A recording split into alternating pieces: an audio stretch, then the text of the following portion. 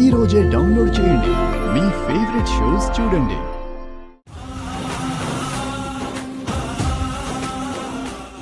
ఏం జరిగింది రాథోడ్? మీరు కంగారు పడకండి, మంచి విషయమే జరిగింది. మిస్ అమ్మ బుజ్జమ్మ హైదరాబాద్ వచ్చారు. ఆయన ఎలా ఉన్నారు రాజుగారు? సీత లేని రాముడు ఎలా ఉంటాడు మేడం?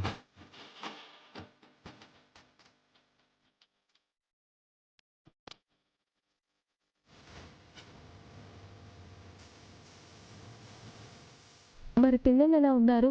అందరూ బాగున్నారు మేడం.